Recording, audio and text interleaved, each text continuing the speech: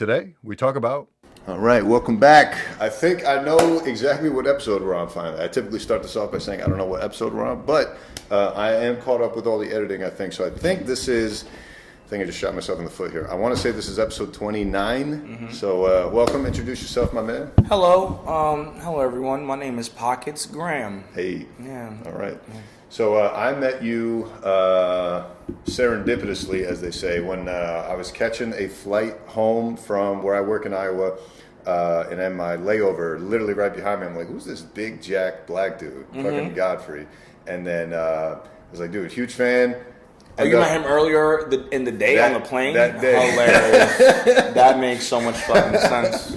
I'm like, dude, big fan of your stuff. I see him all the time on YouTube, Vlad TV, all this stuff. So I'm like, bro, when can I come see you? He's like, oh, I'll be at Comedy Cellar tonight. Yeah. So I came through, and then after the show, I met you. We were hanging out till like, what, 6 in the morning? Yeah. And that was dope. So yeah, I haven't seen any of your stand-up, but obviously you're a stand-up comic. Anything else you go by as far as like a title?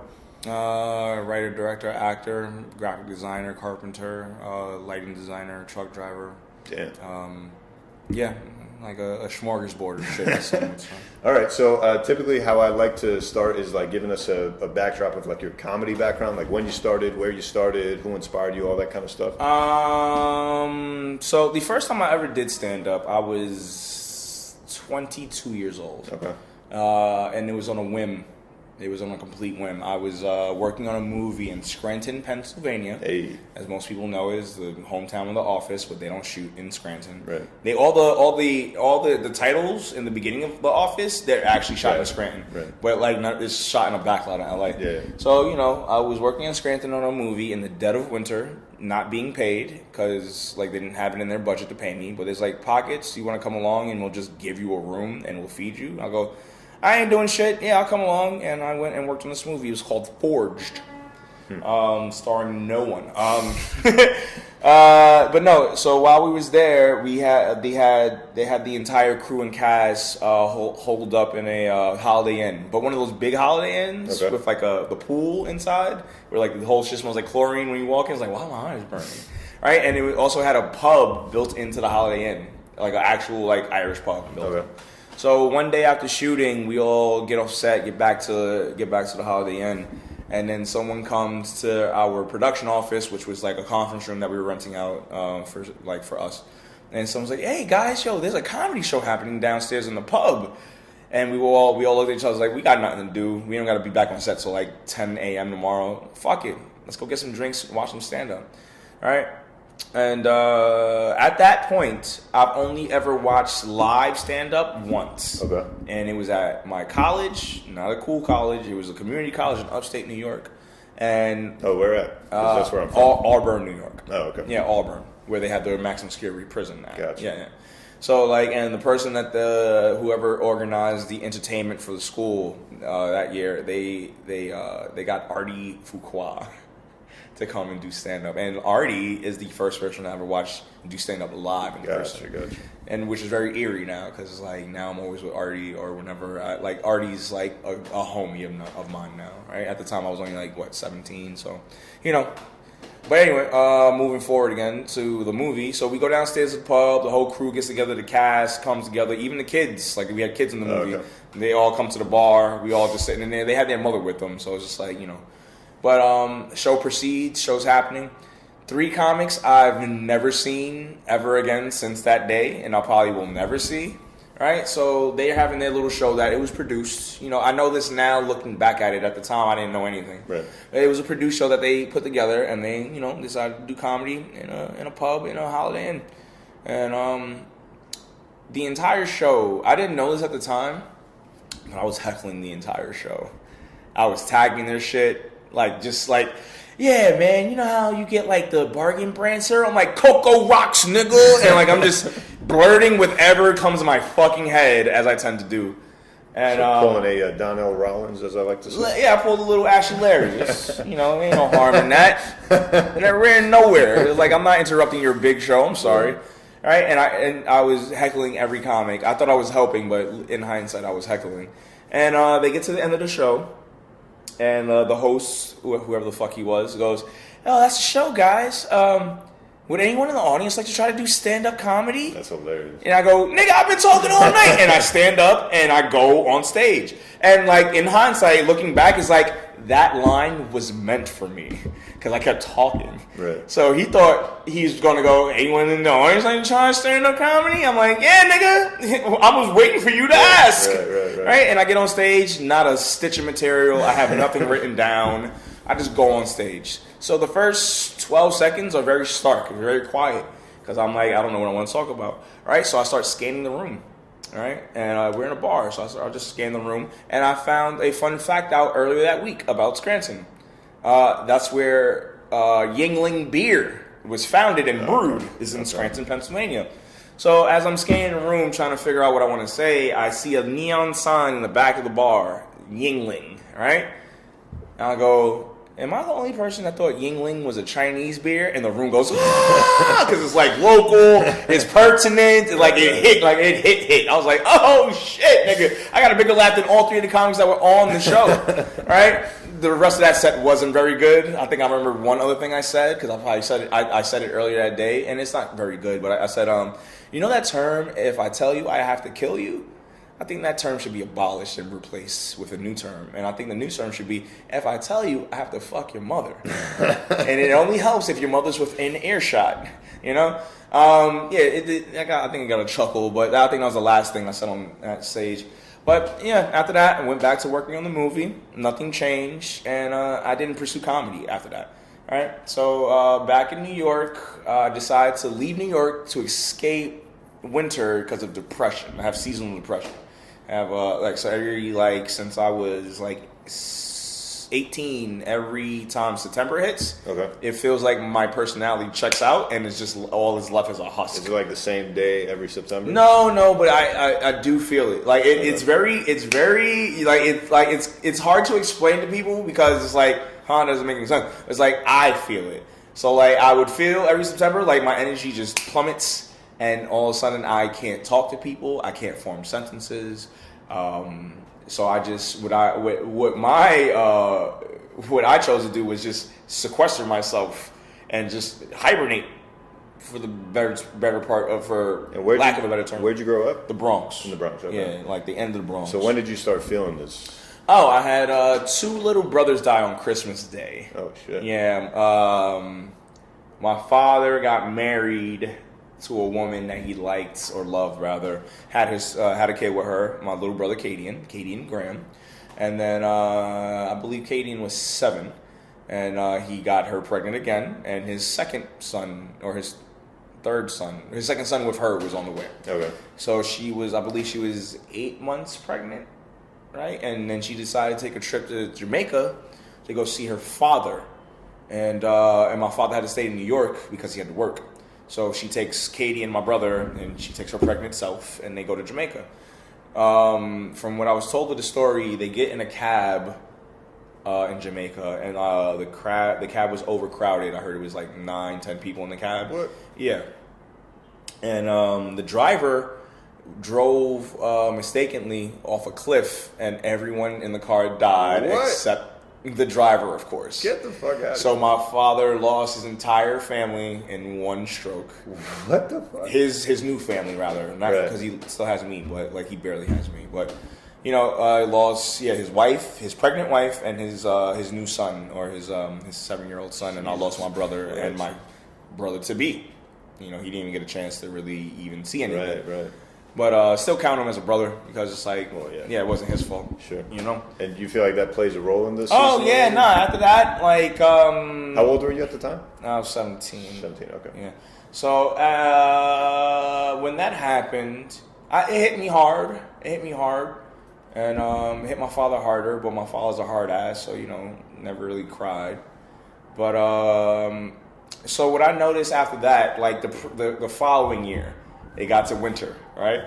And then at the time I wasn't a comic, I was just a kid, but I would start to notice, and I said it to my best friend, I was like, yo, my comedic timing is off, right? He goes, what do you mean? I'm like, I'm saying things that I know are funny, but for some reason they're not landing because I'm not timing them. And this still, I wasn't a comic at the time, but it's just how I just go about life. Interesting. Right? And then comedic timing turned into oh wait, this is depression. This is what depression, because I didn't know what depression was up until that point. So, and then like energy plummets and I go and hibernate for 6 months. I would just lock myself in a room and just hibernate for 6 months until I feel better. And then I would notice that March would kick in and my energy would come back. And like the person that I deem as what I believe is myself comes back and I'm able to have fun again. So here's the question: does that?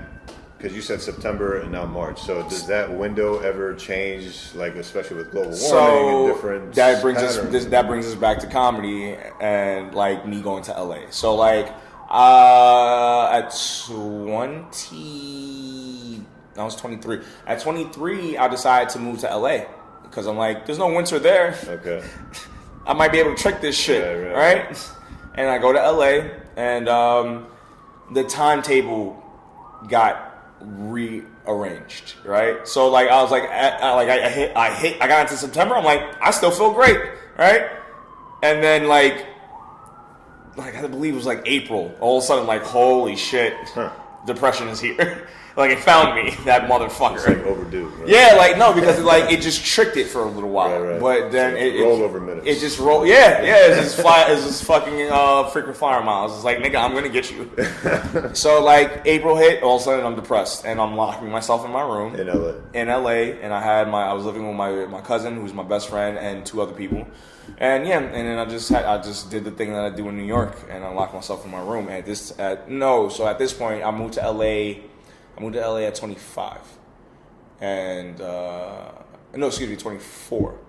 And my birthday passed, turned 25. My birthday's in February. In April, it fell apart. So I'm in my room locked up. I'm in there for days on end, right? And while I'm in there, I don't know how. I can't remember how I found him, but I'm on YouTube and I find this dude named Patrice O'Neal. Hey. Right, and it was him being on the Opie and Anthony Sirius XM show, the Opie and Anthony show. Yeah. And I listened to one episode where Patrice was on, and instantaneously I was addicted to his. I was addicted to his point of view on everything. Right. Right. I'm literally the same way. No, so like I had nothing but time, so I listened to one episode of Patrice on Opie and Anthony every day. So I probably listened upward of like 320 hours of Patrice. Just off of Opie and Anthony, and then also include his stand up and whatever, like Web Junk 20, the whole kit caboodle. Did you ever see his side shoot? I forgot the name of it. Like This Isn't Done Yet or something. Coming soon. Yeah, the web series that he tried to. That? Yeah, I watched some of that. You get to see early Vaughn in there and shit like that. And shout out to Vaughn DiCarlo. Black Phillip show. Black Phillip. Yeah, Black Phillip is included in this. So so I just ended up getting addicted to his point of view. And as I'm sitting there wallowing in my depression and listening to this God, right? Because he wasn't God. Like, let's not mince words, my nigga, right? I'm sitting there and I'm thinking back to when I was 22 and that one time I did stand up. And I'm like, yo, bro, I'm listening to him, and he's hitting like a bunch of buttons in my psyche. I'm like, oh, bro, and listening to him made me think back again, like, oh man, maybe I should do stand up. Like, yo, bro, like I remember that one time it was fun. Like, maybe I should, but didn't really want to pull the trigger because I'm depressed. I'm like, nigga, I can't even leave this room. Right. So it's like stand up, like that's something for the future. Okay. Right. So I'm listening to Patrice every day. And I'll get woken up by my phone. An alert comes. Sister's here. Oh, all right. So while we're waiting for her, I really do want to delve more into the Patrice stuff because it didn't influence me to do stand up because my whole thought with stand up was like, this must be just like some blessing bestowed upon certain individuals who are able to like command. Yeah, no, like that's the same thing with everything. If you don't know the inner workings of something, it looks like magic. Yeah. Like everything, like especially with him, right? Because yes, yeah. But like recently, I started a business. I started a small business. It's called Make It Flyer, and I make digital, still, and animated flyers, right? But before that, but yeah, man, the flyers. Was that magic? Is that what you? Well, what I was saying is because I would have to wait for graphic designers to do shit for me because I'm like, that's magic. I can't do that. Like I don't know how to make things look cool, right? And I would just wait on people, and then I got tired of waiting on people because I kept getting let down. That's the worst. Yeah, well, and then at some point I met a girl, and she made a flyer for me, but she made it like I was talking to her about it, and then like 3 hours later, I had a flyer in my fucking inbox. But what bugged me out is that she never left my side. We were running around the village the whole time. So I was like, how the fuck did you? She's like, oh, I made it on my phone. I go, oh, word, dope. Right? So I asked her to do one more, but this time I stood over her shoulder. I go, learned it. and I go, oh, nigga, what app is that? She gave me the app. And then since then, I just got better and better. And like now I have a business. And yesterday was a really good one. I had Derek Gaines release my third variant for his Gotham headlining show, June 7th, June 8th. I'm going to be on one of those. Sam J released her London tour flyer that I made for her yesterday. Nice. I made a 6 foot nothing show flyer for Derek. That was dope. Derek Gaines, Monroe Martin, Menuhin Hart, Dave Temple, Reggie Conquest at Fat Black Pussycat on May 30th.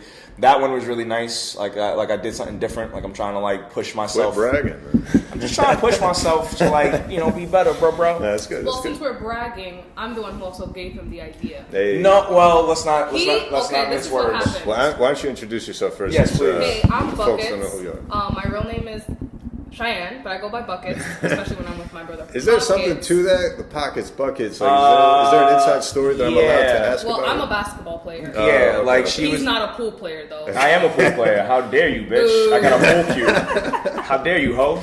Right? No, like my sister was the best scorer on her team, so I just started calling her Buckets. And pockets, I've just had that for quite some time. It's just been a long time. Like there's a story behind it, but we'll get to that at some point. Sure. But do you want to continue on the flyer route, or you want to go back to Patrice? Well, she had a thought here. I'm Yeah, I was curious. gonna say, he had brought it to my attention that he had made a flyer for someone, Sam J. Sam J, and I was like, bro, this is actually really good. Why don't you just keep doing it? And then Okay. he was like, all right, I guess I'll try it. And then he kept making flyers, and I was like, bro, you're getting really good. Like, you're getting really good. Just make a separate account dedicated to just your flyers. Yes, yeah. He made a separate account, posted some flyers that he's made, but he didn't have like a necessary logo. So I was like, bro, remove your photo because it's not about personal, it's about business. Create a logo, create that page, solidify that page, and boom. That's how Make a Flyer was born. Make it Nice, flyer. nice. So like she's giving her rendition of that story, right? So no, so like Building you up, man. no, absolutely. Like so, I started getting good at making flyers, but I was only making them for myself and for Derek Gaines whenever he would ask me to do something for him. But then it all changed when Sam J went on her Instagram story one day and goes, "Yo, I got our Europe shows coming up. I need a flyer." And I hit her up in the Instagram story. Like, yo, I can make you something. And she goes, yo, go ahead, pockets to give it a shot. And I made her the thing that she posted yesterday. And when I finished it, though, I go, oh, wait, I can do this as a business, right? But even me saying it to myself, I'm like, yeah, whatever, right? And then I went to the Bronx to go visit my lovely sister and my grandmother, where I grew up. And me and my sister go smoke behind a building like true Bronx motherfuckers, right? And she goes, you should just make it a business. And I go, I was thinking about that. She goes, yeah, you should just make it a business. I go, yeah, I can call it Make It Flyer. And she goes, that's a good name. I was like, I know. Yeah. And then I started the page, and then, yeah, like, I started the page, started posting shit, and then she got one of the page, saw it. She goes, and I had a picture of me, but it wasn't showing my face. I had my head down with my hoodie, like, I was pulling down my strings, so you couldn't see me. But she goes, yeah, it's not about you. Make a logo. It's stupid. And I go, yeah, you're right. And I made a logo like instantaneously. Exactly. And like the last 5 weeks have been very interesting. Like So it's only been 5 weeks. It's only been 5 weeks, but okay. I've probably made upwards of like $550. That's what's up. So it's like, yeah, it's like not bad. It's really good for shit that I make out of completely nothing. Yeah, You know, that's pretty dope. That's pretty. you know, it's a service that I didn't know how viable it was until I started it. You know, because like niggas do not have vision. And then it's They also don't. a great business because you don't necessarily need extra materials. Right. You need your phone. No. Yeah. All I That's need, it. well, And a my charged phone battery. or my iPad or computer, whatever Right. the fuck I choose to work And it's on. mobile. You don't have to be somewhere stationary to When work I'm on. Yeah, working you could be like on the that. subway just working on. Yeah, if I choose to be, So, fucking. that's a great. So no, like it's really nice, but with that said, it's like it's very weird because it's like niggas don't have vision, bro. Like I have to deal with certain people that want things, but they have no vision. Right. And then I give them something, and all of a sudden these niggas have vision. It's like, oh man, this is great, but can you change this right here? It's like, oh, you have ideas now. Well, it's a different thing because if you're presented with a blank canvas, you don't. Some people, myself included, like I don't know what the fuck to do. But as soon as you give me something, now I can critique Now you it, can now I like, can be yeah, all right, no. Well, now you presented me with a whole new thing. This is what I want. It's better for me to work without an idea because I could just make you something that's from scratch. It's a little bit more expensive. It's like ever so slightly more expensive, but I can I don't have to worry about your little thing here. I could just build and then start adding and subtracting where need be type shit. But let's get back to Patrice, bro. Make it flyer. Yeah, Flower Make It Flyer on Instagram. Make it flyer. MakeitFlyer. Flyer with a Y, not an I. Make it flyer for all your promotion and flyer needs and posters too. Copy that. All right, so yeah, dude, Patrice Depression, LA. Yeah, Patrice is interesting because just before you got here, we were talking about him, and the thing that amazed me about him is just like you're right, man. Like his perspective was so. It's in your face, in bro. your face. He but it's owned also it. clear. Yeah, and well, actually, I would argue that. So, a lot of times, and I've noticed this with Kanye too, by the way. And I know you wanted to talk about. Yeah, we'll get there. That Kanye topic. advocates over here. I am as well. But yeah, Kanye and Patrice have this interesting thing where like they have this vision, they have like this personal style that they stick to. That's who they are, and they don't give a shit, right? But I think an issue I had with Patrice was like the way he would convey certain things. Like you could tell he didn't have the specific vocabulary to articulate what he was trying to say all the time, but it was good enough to carry through with laughter. It was clear for people like me and you who like really relate to him. But I feel like for the average person, because he was always bitching like, why am I not bigger? Like I can't believe I'm going through all this shit. That was his own fault. Yeah, I think a lot of that was his own fault, and I think a big factor that, similar to Kanye, when he's bitching like, oh man, no one understands exactly what I'm going through, I think a lot of that has to do with their way of saying things. Like when they say certain things, me personally, when I hear it, I hear what they're trying to say, but when other people hear it, they're like, oh, he meant something totally different. Because those people are hearing what they're saying and adding their horse shit to it. Like whether they choose to or not, it's just a subconscious thing people do. When someone is told something, they automatically filter it through how they can relate to it. But that's what I'm saying. I think that's where I wish Patrice and again Kanye like understood that and was like, all right, it's on me to articulate this in a way. Not. Well, I mean, no one's putting it's not. a gun to their head, but I'm just saying if they really cared about their image or cared about like being able to communicate with more people, they'd have to grasp that concept. Like, yo, people aren't going to take this the way I want them to take it, even though this is purely what I'm trying to say. You know what I mean? No, you disagree? I disagree because it's like that's why they are who they are. Sure. They're not who they are because they placate to everyone. Right. Or they're not. Well, don't get me wrong. I'm not saying placate, but what I'm saying is like if I want to communicate something to you, I already know in my head personally that if I say it the way my brain first thought of it, you may or may not take it the right way. Right. It is what it is. But if I think about it for an extra half second, which is kind of hard for me, but I know to do that because I know if I'm trying to communicate something to you, I got to do that. But I feel like for them, they were like, fuck that shit, man. I'm just saying what I got to say. This is who I am. Fucking Nigga, like that's. I don't have no time for y'all limited understanding, nigga. I have no time for that shit. Yeah, but then you Neither can't does bitch that I people don't bitch. understand. Not you. Yeah, but no. like, Well, Patrice was just pointing out the hypocrisy of how funny he actually is versus him not getting the things that he probably could be getting. Right. But that's all a lot has to do with him For sure. and his approach to things. It's just like, yo, my nigga. So like, I'll rope that back in. But I'm gonna I'm listening to Patrice on YouTube. I'm depressed as fuck. I'm in LA. I'm mulling over doing stand up, but not really because I have no intention to really get up and do anything. Yeah. So, but listening to him, so I wake up one morning, I'm woken up by an alert on my phone from YouTube. Hey man, new Patrice episode, Opie and Anthony. I'm like, oh yes, I hope he's talking about. And at the time, I think it was 2014. So at the time, maybe 2013, but he was talking about, I was hoping that he would talk about Planet of the Apes, the new one, that came out with James Franco. I'm like, I want to hear his perspective on this fucking shit. 2013, right? Yeah. So like, that whole thing happened. So I wake up, turn the episode on. Hey guys, we got sad news. Patrice has slid into a diabetic coma, and then 4 days later, or like a month later, he was gone, bro. And like right when that happened, I pulled the trigger. I said, I got to do stand up now.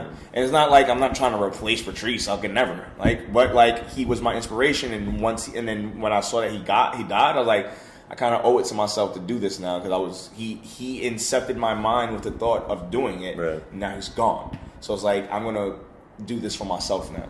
And I've been doing it for the last 6 years, on and off. Of course, I'm sure there's people listening. It's like, that nigga don't do stand-up. But fuck you. It's like...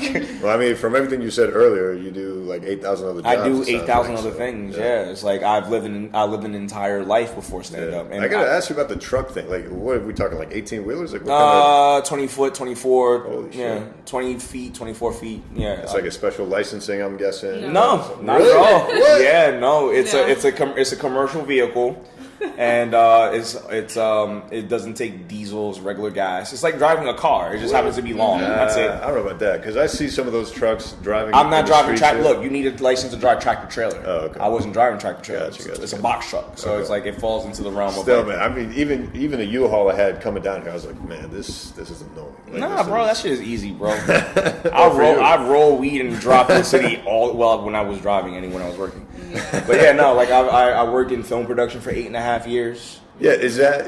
Did you go to college? No, Yes. yes, but for a year, but Okay. for like personal reasons. Okay. Like I only needed the year. I literally went to college to learn about white people. That's it. I'm dead serious. I gotta nigga. hear more about this, Bro, and we are from the Bronx. In our area in the Bronx, the only white people are doctors and teachers. Okay. And cops. So it's like I kind of knew what the future of my life was going to be. I was going to have to deal with white people. So I decided to go to a place, to Natural Habitat, upstate New York, and just observe them. What school? Cayuga Community College. Okay, all right. Yeah. What so- high school did you go to? Alfred E. Smith in the Bronx Oh, for see. automotive. See, I went to high school in Manhattan. Yeah, she went to Murray Hill. Understand that diversity. Yeah, so she did it better than I did. Right? I Yeah. could have just stayed here and Right. but no, I wanted to watch them where they're comfortable. It's a different world. It is. For Like, sure. these niggas are comfortable up there, bro. It's like, I knew shit was fucked up when I got up there. It was a couple things that just stood out automatically, right? So I get to the dorm, which it wasn't really a dorm. It was just some building in the middle of town that they use to house students, right? And big bedroom, big apartments, like 6 bedrooms for each apartment, or the big ones, right? Oh, I remember. We have a shared living room. We had a bathroom with like the fucking the school stalls. Yeah. 2 showers, Right. 2 sinks, kitchen, And but something was very off when I walked into my room. I walked into my room and I'm noticing like everyone's unloading their shit. People. I'm like, are y'all all on the basketball team? They go, yeah. Aren't you? I'm like, nah.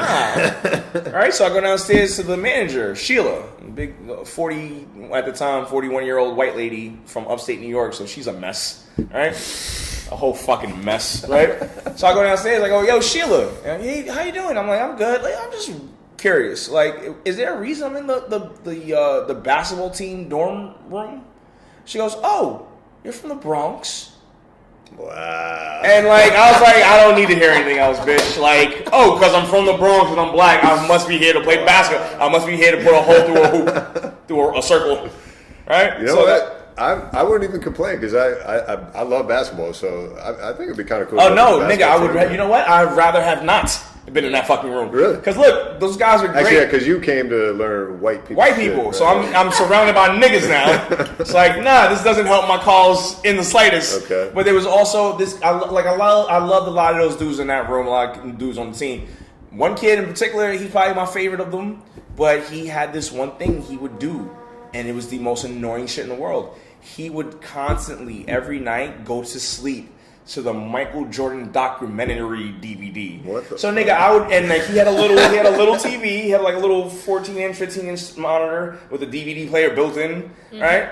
So like nigga, 5 out of every 7 mornings, I'll wake up. Boom, boom, boom, boom, boom, boom, boom. Now playing for the Chicago Bulls, Michael, and like he would go to sleep to this shit, and I would wake up to it, and he learned to put it on loop. So it would just be on loop all fucking day, and I'm like, yo, bro, I'm sick of you. I can already tell this guy wasn't shit at basketball. No, he was great. Oh, was he? Motherfucking, he was my height, Okay. but he could dunk. Like Okay. he could palm the ball. He had like absurdly big hands. Like talented fucking kid. I remember I visited his house with him in Rochester. Like, you know, met his family. You know, his sister tried to hot comb my hair, but it did. Like, she tried to do it with a fucking iron, like a plancha. Like, she tried to do it. So you can't get no roots with the iron, nigga. So like all this shit is straight, and then my roots is like all fucked up, right? So and at this time, he had Goku hair. I had long. I started growing my hair at 13 years old because of Dragon Ball Z, of course. Little did I know that my hair would start looking exactly like Dragon Ball Z, Like, with no introduction from me, nigga. I was able to like just go like this, and my shit would just stand up. Do you highlight that shit yellow? No, never. No, I wasn't brave enough. Well, also, I feel like I heard that shit damages your hair, and I was very precious of my hair. Yeah. Okay. Yeah, it's like it takes forever for me to grow my shit. All right. Right? So why'd you cut it? Got sick of the I show? stopped taking care of it. Horror Like, story. bro, like I left my hair in braids. I used to always leave my hair in braids for like months. Like this one, I left it in for like 4 months. So I would take it out. My mother, or whoever I had, would wash it, and then you get like residual dead hair that's coming out. Yep. This time there was a lot of dead hair, bro. Like as she's washing my shit, I'm seeing the clumps go towards the drain. I'm like, that's more than usual. And then she dried my shit, my nigga, and I got up and I took the towel off and I lost 6.5 inches off the top. And I was like, no. And then it just got progressively worse from there. Huh. Like where I tried to keep it, like I had a bang. This is how many years in? From 13? 7. So at 20, shit. 20 years just started falling apart, and I had to cut it at 22. Damn. So I didn't even make it a full 10. I made it 9, and it was upsetting. Was that the goal? Like, yo, I got to get a decade out of it. Yeah, I was trying. I was working towards it. If it would have kept its length, I would probably still have my hair right now.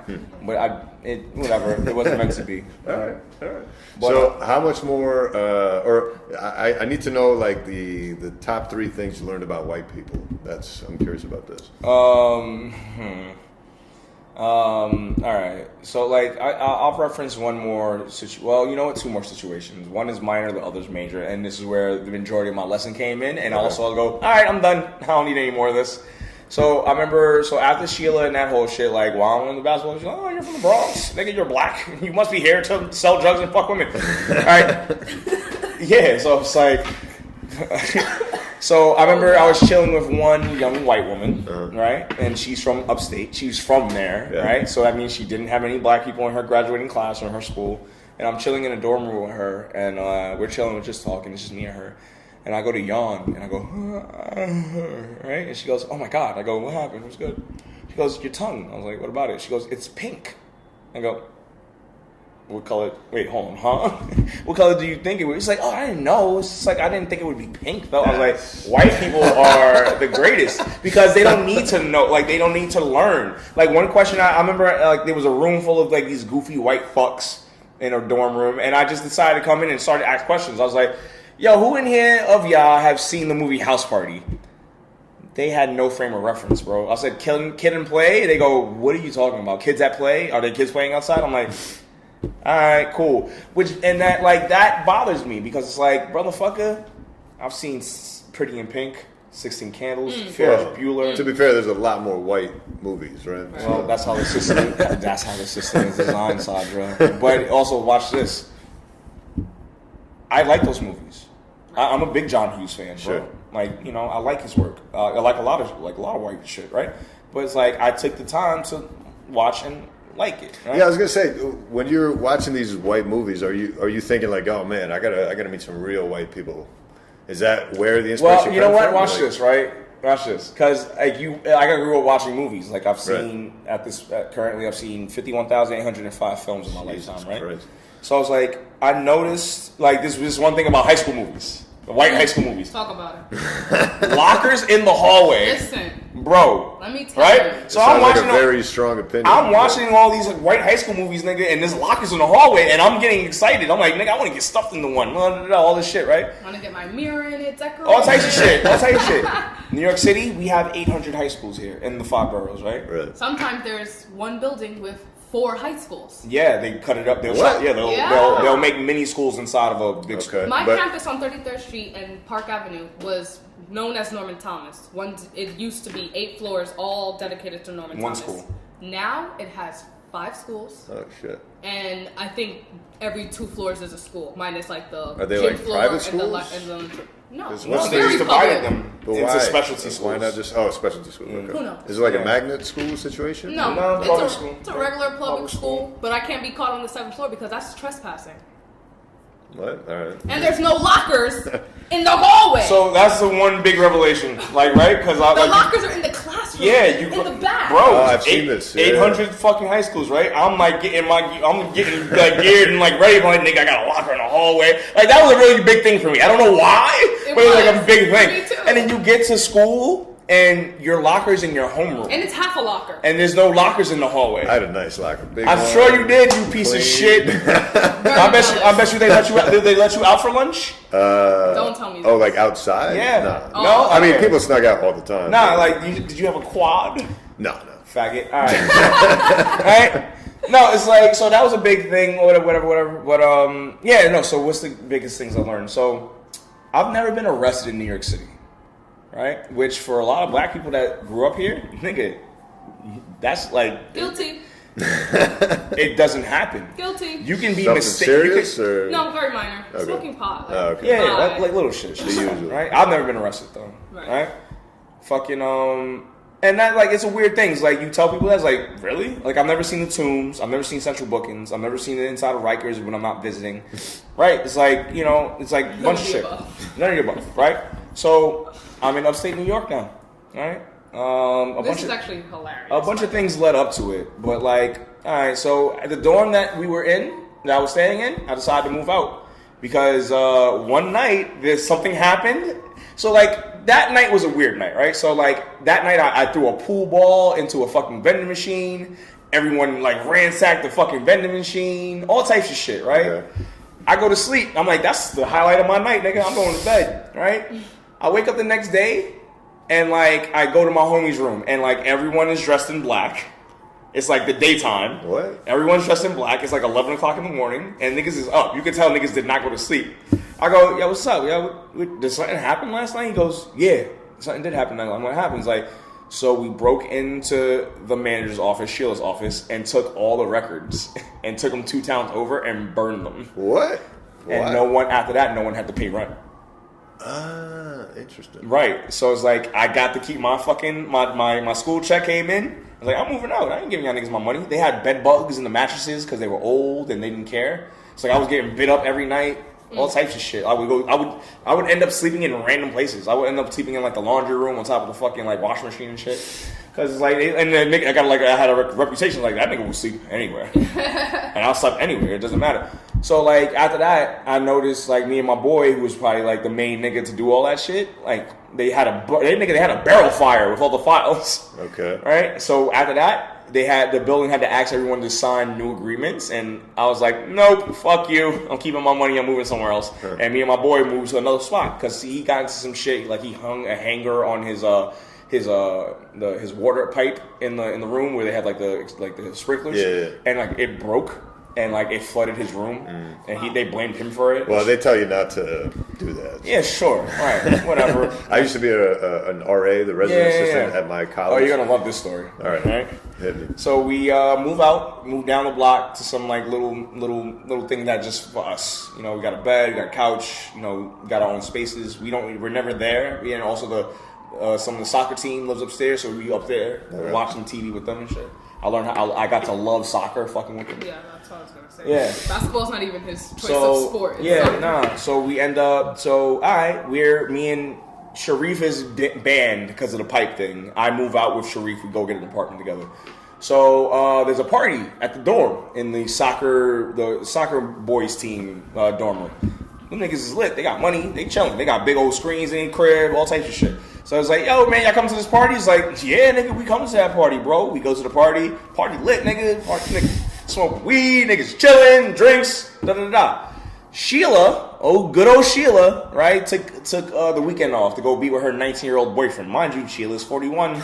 She went to go be with her 19-year-old boyfriend, right? And she leaves one of the students in charge as a temp RA. And he was like older than all of us. He was 25 because I was 17, so he was older than all of us. But what was weird about him is that he had a Mickey Mouse voice.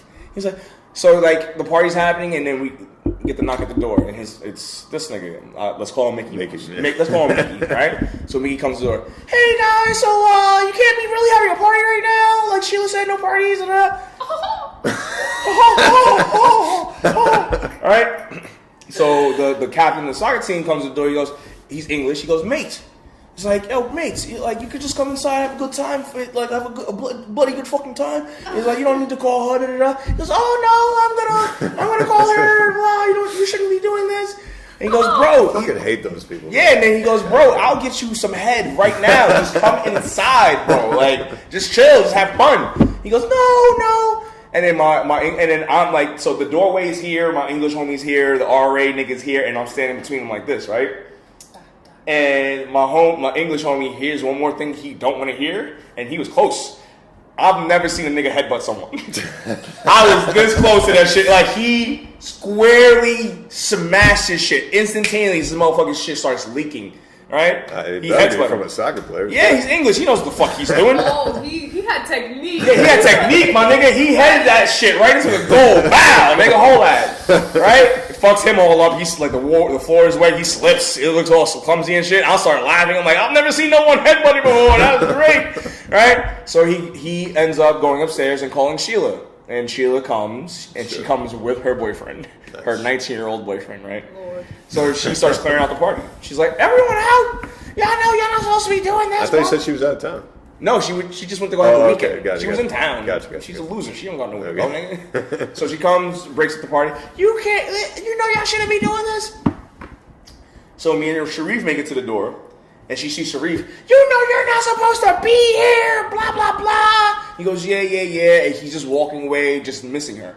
And then she goes to touch him and puts his hand on him. And he goes, get off me, bitch. So the 19-year-old boyfriend takes it upon himself to start hitting Sharif. Nice. So I take it upon myself to start hitting him. So now we just brawling now. Yeah, we just brawling in like the entrance of the building. Like they have the front door and then they have the locked door, and we're in that little space. Yeah. Just tussling, nigga, just tussling, right? So it ends up getting broken up. Mature as fuck. Yeah, it ends up getting broken up, and now the entire dorm is in front of the building, right? So Sheila comes out, and she's like, says saying something to Sharif, and she goes, looks at me, you fucking nigger! What? Right? And like, look, bro, I call myself nigga 3,000 times a day. It has no power on me because it's like I take the power away. But like subconsciously, I took a step forward, and it wasn't for anything. I wasn't going to touch her. I wasn't going to yell at her. I was like, whatever. I just took a step forward. My English homie who headbutted the homie, he steps in, make pockets. You're good, man. You're good. Don't do anything, bro. It's like, I'm good, bro. It's whatever. All right. So I get Sharif because he's all in a tizzy now. I'm like, let's go home, Sharif. We start walking. Sharif is like mumbling shit to himself, like, and then all of a sudden Sharif turns around and starts walking back towards the dorm.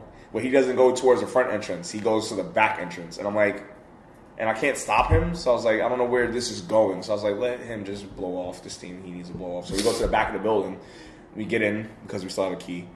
And he makes a beeline for the RA's room, right? The assistant RA. Yeah.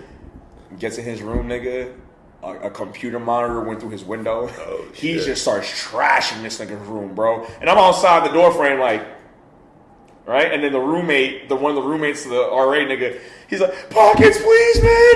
Please stop him, pockets, please, man. Don't let him do this, bro. He's crying. I'm like, nigga, if you want to go stop him, you're more than willing. Go ahead. I ain't going in there. That nigga's a storm. I'm not going to get hit with nothing. Fuck that. I'm going to let him blow his steam off and we out, nigga. So Sharif tires out. I grab him like, you good now? All right, let's go. We start walking home.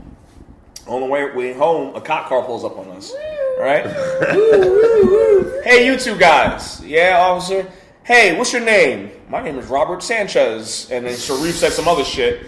He goes, yeah, he puts us in cuffs. And then drive us back to the front of the dorm, and everyone's still outside. Right? Cop car pulls up. We're both in the back, cuffed. And Sheila comes to the window. That's him! That's fucking him! Ah! Right? He takes us to jail. Takes us to the precinct, wherever the fuck they want to call it. Separates us. And like you could tell they don't get very much action because they started doing all the most cliche shit He walked in the room, was like, "Your boy gave you up. He told us everything, man." I was like, "Yeah, whatever, nigga. Whatever, bro. Yeah, sure. He gave me up. Well, big whoop. How he gonna give me up when he did everything? Like, how big whoop, nigga? Right?" Yeah, I was gonna say you didn't really. I really didn't do anything. I'm an accomplice of anything. Yeah, right. Like at tops, I'm an accomplice, right? So separate us, and like I'm not falling for their shit. So me and the dude just started having like a casual conversation. Just like start like naming like rappers' real names. I'm like, do you know who Earl Simmons is? He goes, that's DMX. You know who Calvin Brodus is? Like, nigga, that's Snoop Dogg. I'm like, all right, cool. And and then he puts me in a cell, and they put us in a cell, 2 cells, but they're separated by a wall. So we start talking to each other, and Reef, I don't know where because they did separate us, so whatever. Like, if he gave me out, I don't give a fuck. I don't have no record, so I was like, I don't care. Like, none of this shit can affect me, right? So, and this whole time, we're there for like 4 hours. They haven't taken mugshots. So I'm like, all right, I guess they're not going to do that. So I got brazen at the time. So I just started taking my hair out because I'm bored. I get halfway through, all right, time for your picture. I was like, you fucking assholes. You fucking dickhead. Right? And now I'm like, what do you care? It's not like it's going on Instagram. Like, bro, I'm sure if I become something or anyone, I'm sure that shit's going to pop up. It's going to be a great mugshot because half my hair is out, half is braided. Terminator. Yeah, it's like whatever, right? Yeah. So, taking pictures. So I saw kids do that in school, like on purpose. I was like, "Yo, that's dope." I thought it looked good. Put it in like a fucking ponytail or a cottontail, as like if your hair is short. If your hair is short, yeah, like a little puff. All right. So we got arrested on a Friday. They don't have holding cells in that town in the precinct, so they had to send us to the maximum security prison for the weekend. Right? Well, ironically enough, that Friday happened to be. Stop! Don't ruin it. Go ahead. I love you. Don't do it. Yeah, I got you. All right. So they sent us to the maximum security prison, me and Sharif, and I knew shit. Like I figured out shit was very real very quickly. Like I get in there, it's like take off all your clothes. I was like, okay. All right, he goes, lift your sack and spread your cheeks and cough. I'm like, oh, this is real. Like nigga, I can assure you, there's nothing up there. I took a shit right before I got arrested. Like, there's nothing up there, bro. Alright? Did all that. He gave me my fucking striped clothes with my fucking shitty shoes. And then they gave me my one phone call. So, of course, I called my mother. I call my mom. She don't answer because it's a weird time of the night. Alright? And I leave a message. And I tell her everything, and I'll leave as much as I can in the message. So they put us in our cells, but they don't put us with general population. They had this weird room set up where it's like one big room that had like a table in the middle, 4 cells along the back wall, shower, a phone, like payphone, all that shit. And Sharif was like 2 cells down from me, and I was like over here. Yeah, like Sharif was 2 cells. And like there was one nigga between us that was on 15-day suicide watch, and one black nigga that could not stop singing. Like he's like, yeah, man, when I get out of here, man, I'm gonna go to this open mic, man, and sing these songs. I was like, wait till the open mic, nigga. Was he good at least? No. He was singing country music. Some black niggas singing country music. It was just Lil Nas X. You were in prison with Lil Nas X. It was Lil Nas X's father, Big Nas Y or some shit, right? So like, we were there for 3 days, right? It takes my mother 3 days to realize that I'm actually arrested. Why, Sadra? Because the day that I get arrested is April fucking Fool's Day. So we get the call, and my mom goes, ha ha ha. It's bullshit. It's an April Fool's Day because I've never been arrested. Right. Hangs up the phone. Like we didn't even think twice about it. That's amazing. The next day comes, we get a phone call from one of your girlfriends, and she's like, hey, like, have you guys talked to Pockets? And we're like, no, like. Where is he? We know this is a joke. And then my mom is driving. So she's like, well, we'll just call you back right now because I'm driving. Boom. Never called back. 3rd day. The girl calls back my mom. I'm still with my mom because it's a weekend. Whatever. Patrick's really in jail. Patrick's really in prison. Like, you need to really call him. You need to really come up to Albany. Auburn. And we're like, nah. Nigga, it's been 3 days removed from this practical joke. And it's not a joke anymore. Right? And you know what? That's my fault. Because I would do something like that. But it's like, it's one of those, the boy who cried wolf. It is definitely one of those situations, right? So, like, she finally shows up. Yeah. My mom gets there. She comes to the prison, comes to visit me.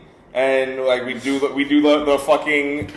Phone call? No, the glass shit. The glass, Yeah. She's like, what happened? And I tell her everything. I told her exactly how it happened because I'm like, I'm not And then like Sharif mom came up on the same day, so like when we went back to the cells, like Wait, she didn't believe him either? nah, Sharif had a record. So Oh, okay, Sharif is gotcha. a fucking idiot. Like I love Sharif, but he's a fucking idiot.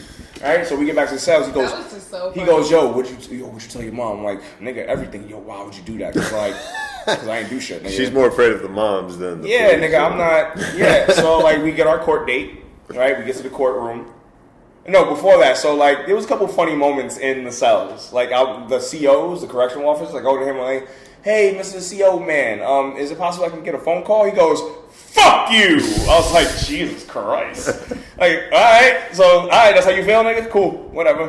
All right, cool. So we get to the court date, and they bust us into the thing. We're still in our fucking looking like true criminals, right? How horrible! Oh my god. Yeah, and like the judge to an extent was like, this is not what he said, but it was implied. He was like, so you're here to sell drugs and fuck our women, correct? And I'm like, I'm here for one of those things. It's like, cause that's the status quo for like niggas where I'm from. Go to college. They go there. I see. They leave the hood so they can go fuck white women and sell drugs, nigga. Sure. And like, you are half right, nigga. I'm here to fuck your women and smoke your drugs. I'm not here to sell any drugs. I'm here for an education, but not the one y'all think. All right? So, like, that whole thing happens. I have no record. They try to hit me with burglary in the 2nd degree and false impersonation and, like, one other thing. But my mom was like, yeah, I'm not going to do that to my son. Fuck y'all. So, I ended up getting all our charges dropped on my account and a $750 fine. And I was done with that. Interesting. And I haven't been arrested since. Like, you know... But Sharif, I don't know what Sharif had to go through, but like he probably had to go through something because he got out the same day, but later than me. And we got back to the house, and then he goes right to the bathroom, and you can just hear. I was like, that's your decision making, nigga. That's what that got you. Sounds like the theater When Tony's, let's not ruin it. Yeah, I know, I just had to- Yeah. Right. For those who Avengers haven't seen Endgame. If Endgame. you haven't seen Avengers Endgame, what are you doing with your life? Honestly, like, yeah, what are you I've seen it 15 times now. Really? No, 14, excuse me. But like, it's really You be good. wildin'. No, it Yeah, sounds like you're a big movie buff. I am a Cinephile. movie aficionado, I would say. Like almost like a sommelier, but for movies. Would you have a favorite, all-time favorite? You want to hear my top 5 or you just want the number 1? Consider the top 5. Number 5, 12 Angry Men, directed by Sidney Lumet. Okay. It's an amazing film, released in 1937. It's shot all in one room, so it's all character.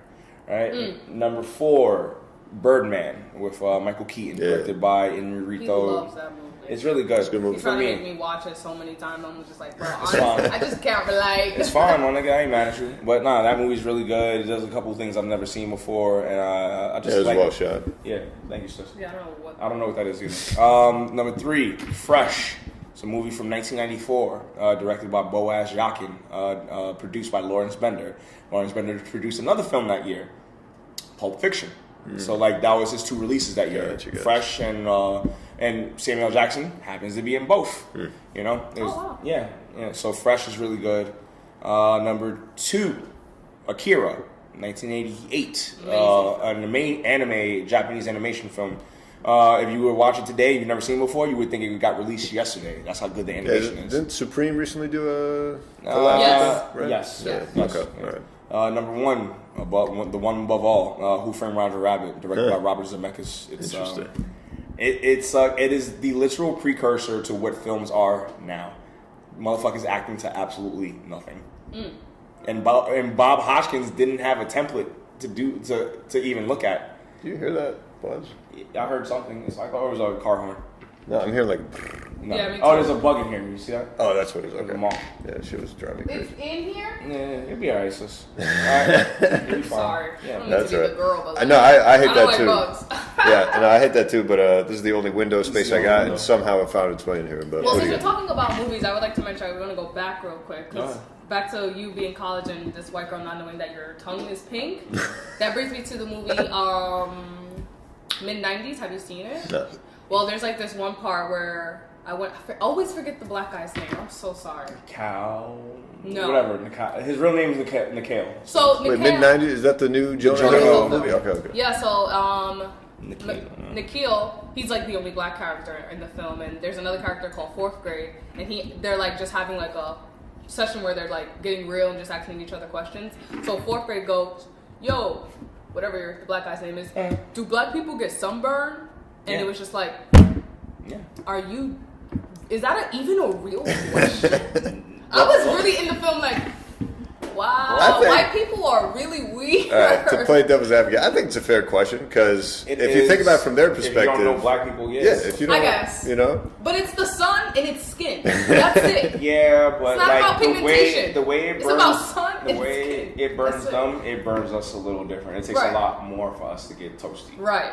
Them like, but we can still get sunburned. Let's be fair that for I think it's fair that they don't know for sure. Right. Because let's clarify that. It's funny. I just in the Poughkeepsie, Kingston type area, there was a friend of mine, super white, and he invited me over to his place for like a house party he was having some weekend. Poughkeepsie's hood, man. Yeah, well, there's some hood. They got a Crown Fried Chicken in fucking Poughkeepsie. I'm like, what's on? This is hood. It wasn't in the city. It was like on the outskirts in a major white suburb. Okay. I'm talking so white, like this is how white. I met this Asian girl who just happened to be adopted by white parents, and she was scared of black people. Like there was 2 black people in the whole town. They She taught was her well. scared of black people. What you mean? So it was just that level of white. Like they just don't understand sometimes, like that it's because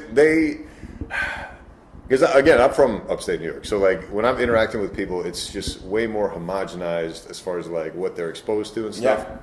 Depending on where you go too, because like I went to an urban high school, so like a lot of black kids there. But as soon as you go to certain suburbs, it's like the expectation is there's no black culture, there's no black like experience, like no one knows. And then again, there's so few black movies, especially when we were younger. So there was plenty.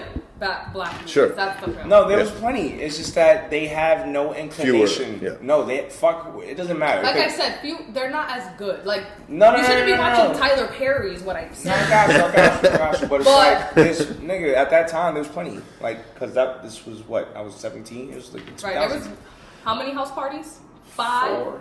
But with that said, it's like what my problem is with a lot of white people is they have no inclination to seek out something that isn't them. Yeah.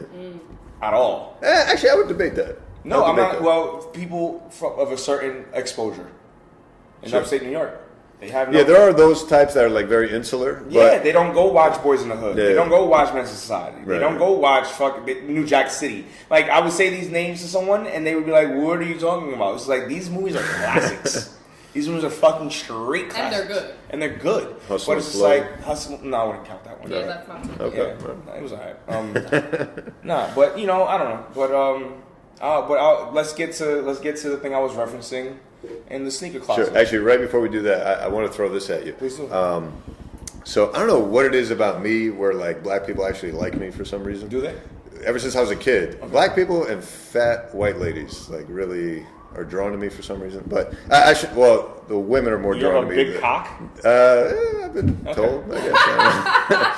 But no, that's not even the reason. Just ever since I was a kid, for some reason, I just got along well with black people. But I say all that to say, the impression I got, especially from upstate, is, and even wherever I go, I almost feel like this disconnect, if you will, from like black and white people. Sometimes is self-inflicted by black people just because they feel so insular. But it's not just them. It's like I see this with Asian people. I see it with Iranian people. Like people find their crew and that's it. Yeah. And then they're like, everyone else sucks. We're better than everybody else. And I get like the tribalism allure to that, but I feel like it has kind of a negative effect in the long run where it's like if you don't go out of your way to expose yourself to white people, then of course they're not going to know and they're going to ask you about sunburn and blah, blah, blah. You know what I mean? Like, do you feel like some of that responsibility comes on you to just be more welcoming to white people? Like, yo, this is what we're about. Hey, why don't you come down to whatever, a movie, I don't know. Absolutely fucking not. No. No. Go get your fucking education elsewhere. Get the fuck out of my face. I don't got no time to be teaching these motherfuckers nothing. Like you can sit there and listen or absorb, and then you do what the fuck you want with it. Because I have no time to. Have you heard of the concept of the magical Negro? No. All right, so there's a concept called the magical Negro, and you've seen it. You've seen it in movies.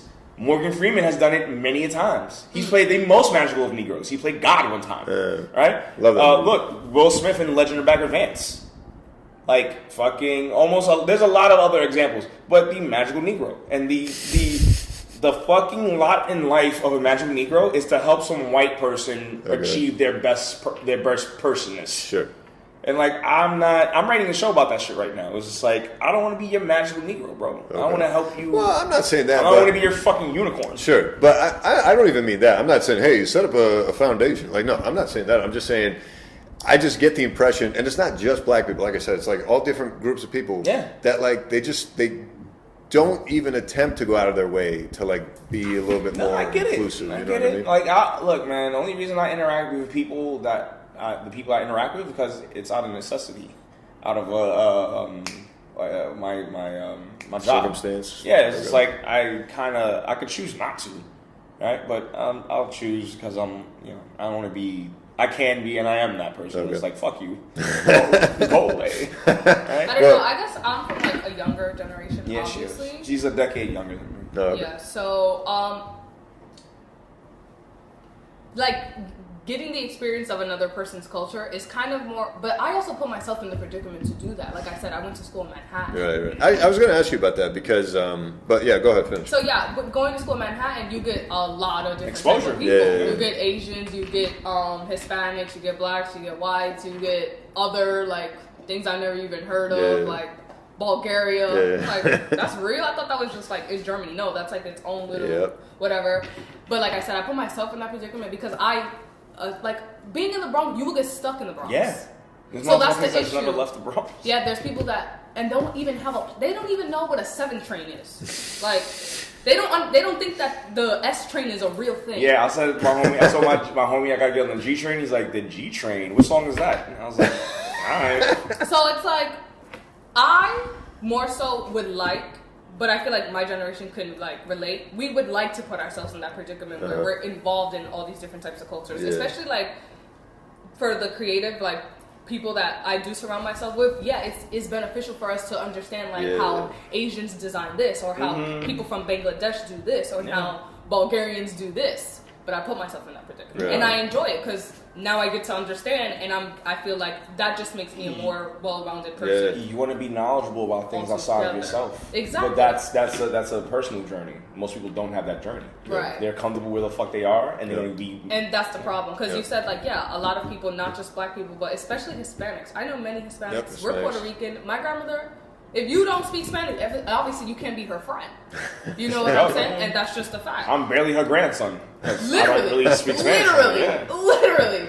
But so, yeah, it's a personal journey that you gotta choose. Yeah, a lot of people don't go through that. A lot of people don't. And that's just like whatever. But also that's why we gotta keep having like mixed babies all together. Yeah, future people. Like that's my whole thing. Keep having mixed babies. Because if you keep mating with your same, you're never gonna want to venture out. Yeah. No, well, go fuck a Bangladesh person and have that child. There you go, sis. Make that baby. That fucking retarded. That's why, like, oh my god, I don't mean to mention them, but let's go back to Kanye real quick, and this is why I'm so happy. They look like future people. Listen, all them kids look like future people. Those are niggas that came out of Kim Kardashian. Okay, they are. I'm team them.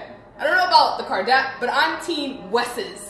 Because those are niggas. But whether they know it or not, and whether they decide to embrace it or not, those are niggas. See, this is the same thing about Obama, right? Like, Obama is half white. Right. No one talks about that. Right. It's just, no, it's some nigga. Well, image is definitely a thing, you know? Yeah, unfortunately. Because that's what I'm saying. I've met people who are closer to my skin color, but they are literally from Bangladesh. And I'm just like, wait, time out. Or I've met people my skin color and they're from Italy, and I'm like, whoa, I didn't even know Italy. Yeah. Like, y'all get that much sun over there? That's They all look like mouth. That's nice, you know. But image is really like. No, so the thing that I was talking about in the sneaker closet, right? I had a realization 4 days ago, bro. How much time we have left? Go. All right, I had a realization 4 days ago, and it's a good thing, but it's also because after I sat with it, it's also terrible. Nigga, I am a god, right? And I'm not the god. I'm not a fucking megalomaniac. I'm a god. You're not the magic Negro. I'm not the magical Negro. Not your magical Negro, goddamn. I'm my magical right. Negro, right? But with that said, it's because I've heard this argument several times from Charlamagne, Kanye, etc. Yeah, no, but I don't know how they explained it. But probably, I'm guessing it's gonna be similar, but I want to hear your take. I don't know, right? We'll see. I believe I figured out the recipe to becoming a god, and it's very simple. It's only 2 parts, nigga. It's only 2 parts. Make a decision, stand by it. Boom, nigga, you're a god. Get out of my face. Go home. Interesting. God is infallible, correct? I think all of religion is predicated upon the fact that God goes, I'm not wrong, figure it out. And that's how we have the Bible. And all these sects of different things. Yeah, it's like, nigga. But with that being said, right, the sad part about it is, with that realization, is that now it's very easy to point out ungodly niggas. Sorry, can I jewel in here? Sure, go ahead. Bunch of, if you're... So, thanks for the next guest. Who you got? I got another comic. Can I use the bathroom?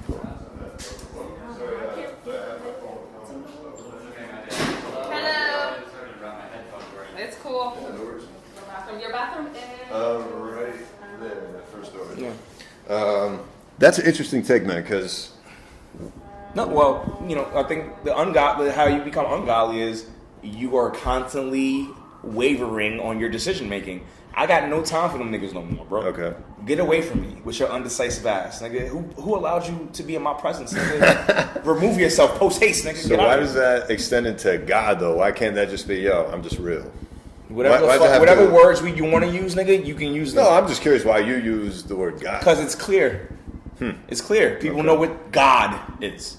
Well, okay, so you made the argument of infallible, right? But what if, in your two-part position, make a decision, follow through, what if something happens along that way where... I stand by my fucking decision. I don't give a fuck what the repercussions are. No, not repercussions, but let's say something happens that gets in the way of you following through, or something changes, or you change your mind. So I'll just have to make another fucking decision. Okay, that's it. So just the mindset sounds. That's like all that. it is. Okay, it's all it is. Like I can't fly. I have no powers of levitation. I can't create matter out of nothing. Most people cannot. It's just one of those things. But with that said, I'm starting a podcast. And it's called Gods, the Divine Podcast, coming soon. And when I first, me and my homie was talking about this, we was going to bring on guests and deem whether they're godly or not, right? But then that seems a little malicious, right? So I was like, all right, nigga, then we're only interviewing fellow gods. Done. Like niggas that make decisions and stand by them. That's it. I don't want no ungodly niggas around me. Go away, nigga. Get out of my face. Who allowed you in my fucking kingdom? Go away. So I was like, I'm starting that, and I feel like that it can possibly have some legs. Okay. Because it's a space, name-wise, there's no podcast called Gods. Okay. I typed in Gods into the podcast app on my iPhone. You know the first podcast that popped up? Christian one? No, you'd be surprised, nigga. The Brilliant Idiots. Really? Yeah, it's like, my nigga. Well, that makes sense. Charlamagne the God. Hold up, nigga, you're in my spot. Who told you can keep this warm for me, my nigga? I'm coming for my shit. Get out of here. All right. Yeah, nigga, I notice a lot of motherfuckers start podcasts and they have a theme, but then they outrun their theme, and now it's just motherfuckers talking. Yep. And with this shit that I'm starting, it will never not have a topic. Okay. It'll have a topic until the fucking day, until the sun destroys itself. Right. Until I decide to stop doing it. So I'm working on it, right. And then I'm hopefully I'll have that shit up and running before the end of the month. Cool. Anything else you want to plug? It's probably a good segue to. Yeah, definitely. I have a show May 24th. In Crown Heights, Brooklyn. It's called Comedy at El Casa, hosted by yours truly, Pockets Graham. The lineup this month is Derek Gaines, Bunny from the Bronx, a fellow comic, very funny. Jay Sutton, my co-host on the Gods podcast. Okay. And also we have Julio Diaz from TJ Squared, which is another podcast. But, that should be fun. It's 420 friendly, so you're more than welcome to come through. It's free. We have a bar that you can buy drinks at, but you can come in, roll up your weed, smoke, and enjoy yourself. Is this a monthly show? Monthly show at a house. So it's very, very, very intimate. Nice. It's in the hood, so, be aware. Straight up, nigga. And then also, May 28th, I have my show that I produce with Derek Gaines. It's called Derek Gaines Presents The Corner at Bushwick Public House. Cool. May 28th. The show, doors at 8, show's at 9, $5 at the door. This month lineup is actually really amazing. We have Mia Jackson. We have Chris Redd from SNL. We have Sam J from SNL. We have Napoleon Mill, the winner of Caroline's on Broadway, Funny on Broadway competition of last year. We have Sean Patton Sean Patton's a fellow god, nigga. Who else do we have? I think we have one more. But you know what? It doesn't matter. If you really want to know, come by and find out. Yep. At Bushwick Public House, May 28th, Derek Gaines presents The Corner. If you want to follow me at I'm Pockets, and you can keep updated on the show. And, you know, I make flyers as well. Enjoy my flyers. Even if you don't come to the show, just enjoy my fucking flyer. It's entertaining. What's the flyer handle? Oh, my on IG, my flyer, my small business is called Make It Flyer, at Make It Flyer, spelled regular, like a person, not like how these kids spell shit. MakeitFlyer, at Make It Flyer. If you need something for your events or your something or whatever, you need something made, hit me up, nigga. We'll figure it out. Dope. Did you want to plug anything? Keep making mixed babies. Thank you. Here we go. That's Buckets. That's my sister. All right. Thanks for coming, guys. See you soon.